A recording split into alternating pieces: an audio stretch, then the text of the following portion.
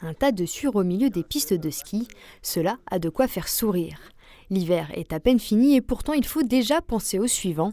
Sous cette sueur de bois, 15 000 mètres cubes de neige artificielle et naturelle.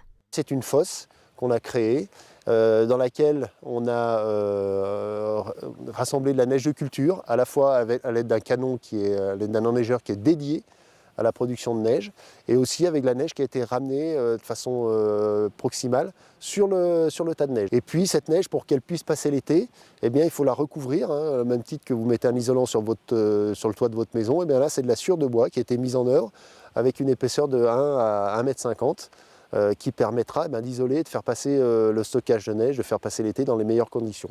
Cette méthode est apparue en 2009. Elle limite la fonte de 20 à 30% du stock et permet surtout aux stations d'assurer une activité minimale en début de saison. D'autant plus que la neige se fait de plus en plus tardive. Ça fait quand même 4 débuts de saison un petit peu compliqués qu'on a eu pour mettre en place, pour pouvoir offrir à nos clients un petit peu une offre ski intéressante. Ça va aller dans ce sens-là.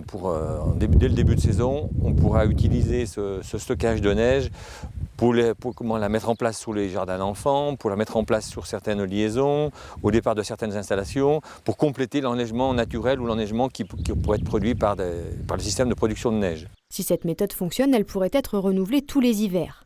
À noter que cette année, l'enjeu est particulier puisque la station organise en décembre prochain les championnats du monde de biathlon. Le Grand Bornand se doit donc d'avoir de la neige, qu'elle vienne de son stockage ou du ciel.